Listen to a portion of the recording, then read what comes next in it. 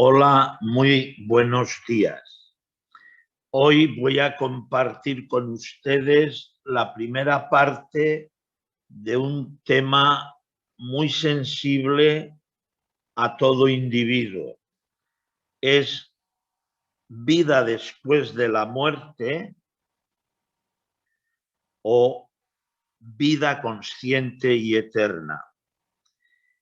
Es importante observar en la primera parte hacemos una pregunta y en la segunda hacemos una afirmación. En el símbolo del infinito tenemos un gráfico que nos informa cómo lo que llamamos existencia no tiene fin, es infinita. Sin embargo, se le da una causa, un origen, pero esto no es en todas las filosofías de vida. Por eso, la pregunta vida después de la muerte se correlaciona mucho con vivir, o mejor dicho, con existir identificados a lo que llamamos dualidad, maya, ilusión.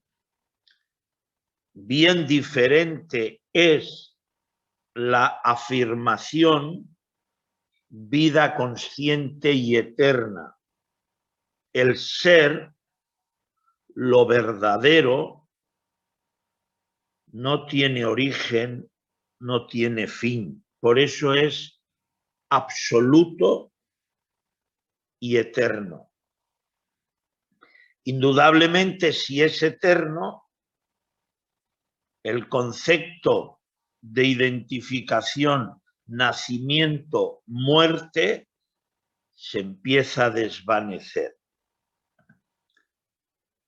Por eso hay que saber ir observando que aquello con lo que nos identificamos corpóreamente va, en cierto modo, falleciendo cada minuto, como les vamos a mostrar. Por eso, si superamos el miedo a la muerte, en función de estado consciente en el ser, vamos a fluir con la vida. Vamos a vivir comunión en el ser y fluir conscientes. Esto lo definimos como vida consciente en lo absoluto. Bien importante esta vivencia. Cuánticamente sabemos que la energía transporta vibraciones. Estas vibraciones las evaluamos en conceptos de polaridad, dualidad o lo que llamamos maya ilusión.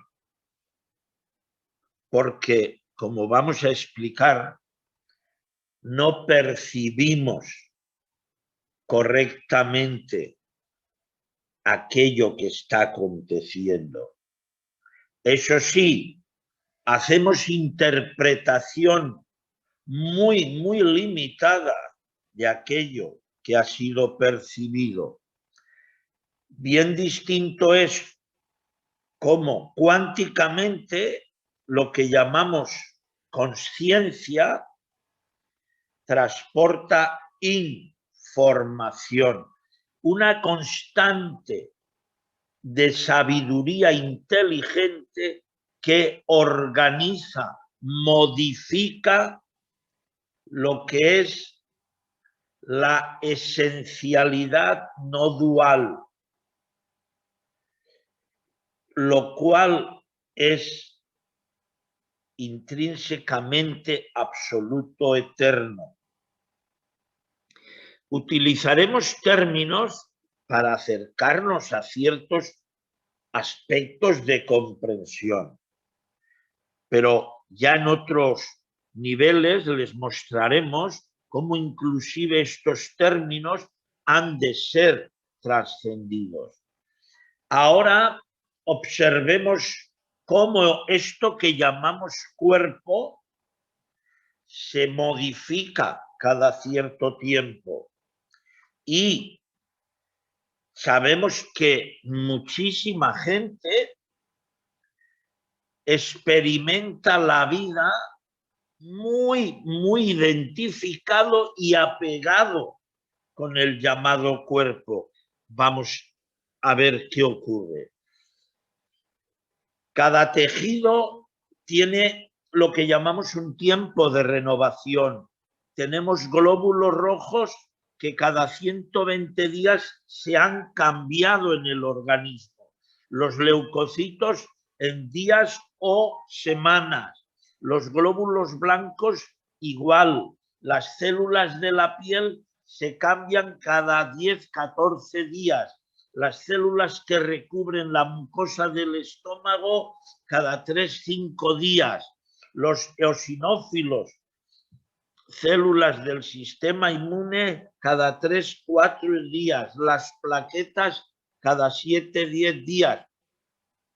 Con lo cual, observamos muy claramente la constante de cambio de esto que llamamos cuerpo. Fíjense, cada segundo se producen 25 millones de células de reemplazo. Observen lo que ocurre cada día, es espectacular. Por eso, la masa ósea tarda más tiempo en renovarse, pero también se renueva en un término de 7 a 10 años. Entonces, surge la primera y profunda observación. Vemos el vehículo y vemos el conductor. Cuando el vehículo camina en una carretera y lo observamos en la lejanía, decimos, allí va un coche con marca, fabricación y otros ámbitos. Si autoindagamos, vamos a descubrir que hay un conductor de ese vehículo, pero no tiene nada que ver con el vehículo. Es netamente ajeno a él. Lo, digamos, autocontrola, lo maneja, lo dirige, pero no tiene nada que ver con el vehículo. Entonces, ahora la primera pregunta que conviene hacernos es, desde que he nacido, término medio, cada 7 años, mis estructuras diversas celulares, otras mucho antes, se han ido modificando por completo. Entonces, ¿con qué Felipe me identifico? ¿Con el de 1 a los llamados 7 años? ¿Con el de 7 a los llamados 14 años? Porque en estos momentos ya ha habido la experiencia de bastantes llamados Felipes. Si tomamos el ejemplo del vehículo, el ser que conduce esta corporeidad no tiene nada que ver con nacionalidad, documento de identidad, etc. Esto es bien importante. ¿Por qué? Porque dejar el cuerpo no es obligatoriamente morir. Esto es lo primero que conviene empezar a intuir bien. Una vez que hemos visto esto, vamos a observar otro aspecto bien importante.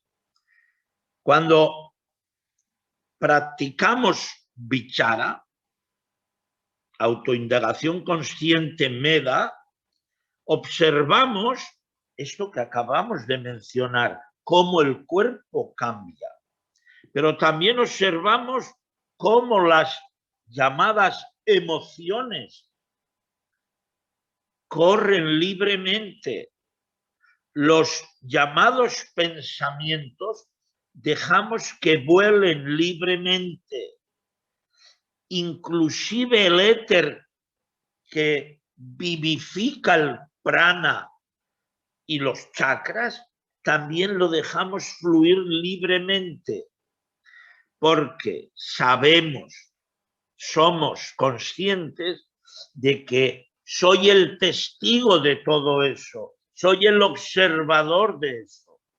Y al dejarlo fluir libremente, va dejando de ser una esclavitud, de ser una limitación o una errónea identificación. Por eso es conveniente también saber que nada de eso es el ser. Veamos la realidad que a diario nos interactúa. Si vemos en la gráfica, aquí en el lado izquierdo, el hecho material, este símbolo de una puerta de un templo, bueno, está hecho de madera, es materia, lo percibimos, lo tocamos, etc. Pero autoindaguemos la materia y vamos a descubrir que en su composición se organizan moléculas. Estudiamos la molécula y en su composición vemos organización de átomos.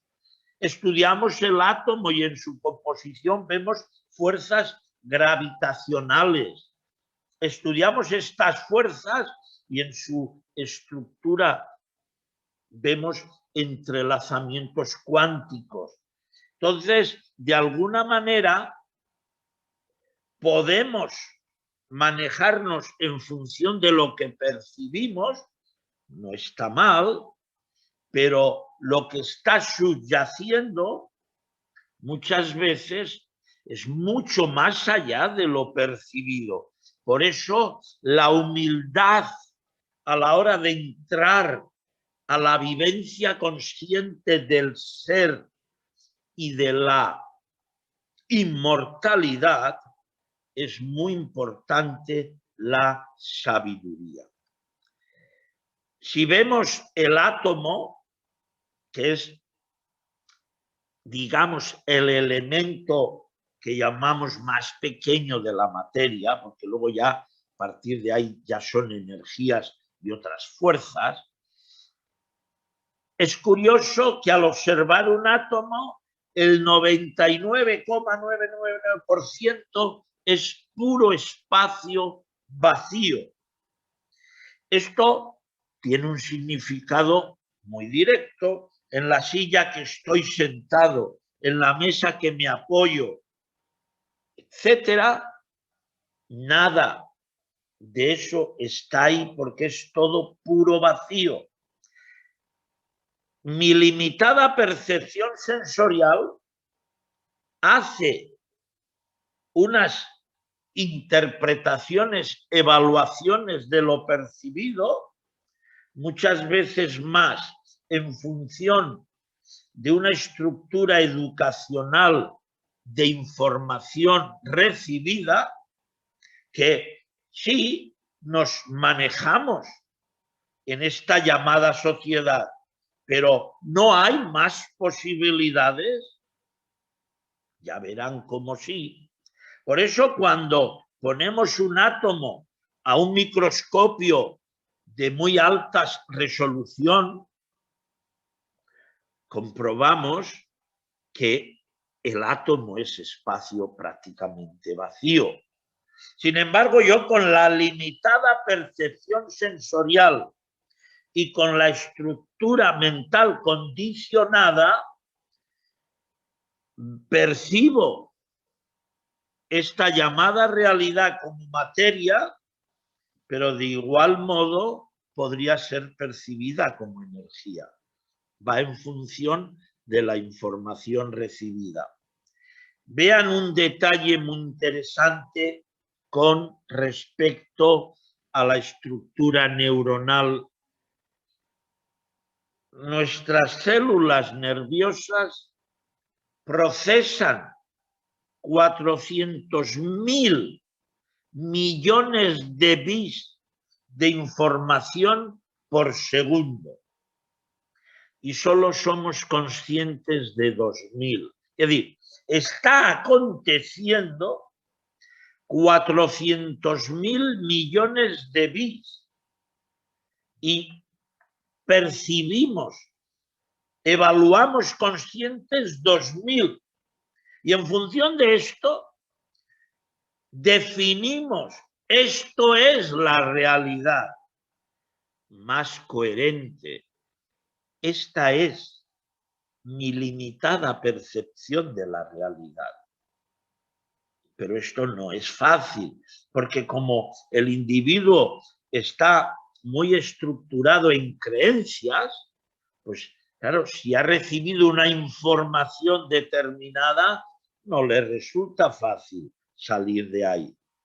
Blanco-Vedral y otros físicos cuánticos teóricos ya afirman que el universo no es ni la energía y mucho menos la materia.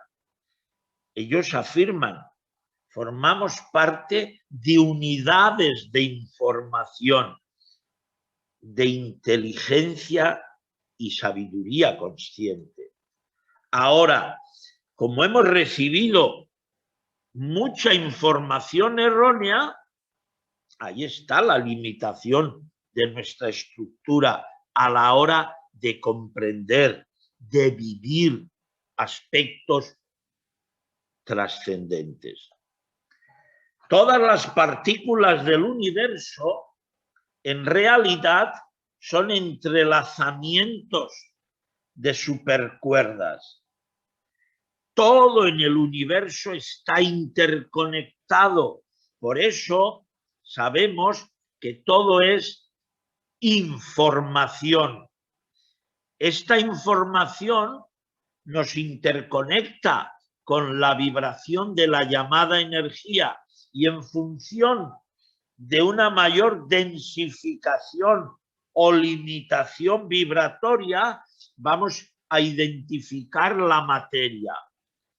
Creíamos que todo esto era un estado inerte, pero hoy sabemos que es una macroconstante de actividad y vemos cómo los denominados universos todos están interconectados por entrelazamiento cuántico. Entonces, es muy importante entrar hacia adentro, pero no separado de, sino en comunión y conexión consciente con, que tendremos y les iremos explicando esa comprensión de qué es el ser. La vida no termina en la llamada muerte, porque en la llamada muerte dejamos un vehículo, pero el ser sigue. Por eso es muy importante vivir libres del apego mente-ego. Esa liberación, ese desapego, posibilita vivir el presente, vivir la comunión en Atman, la no dualidad. Ahí se abre la puerta de vivencia en el ser.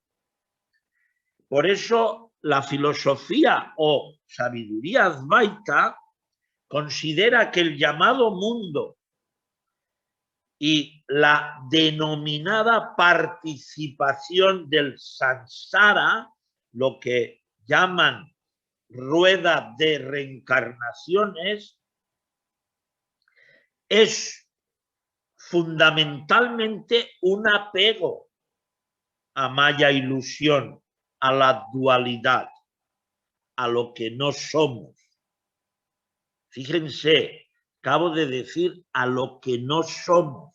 Entonces, eso que interpretamos como que muere, ese vehículo llamado cuerpo, no es el ser. La muerte no es un castigo, es la consecuencia inevitable del apego a maya ilusión, por lo cual nos identificamos con lo que es efímero, pasajero, y esto limita la observación de Atman, del conductor del vehículo, que es inmortal. Un gran sabio decía, lo inmortal no se hace mortal y lo mortal no se hace inmortal. Por eso es bien importante saber quién es el que conduce el vehículo.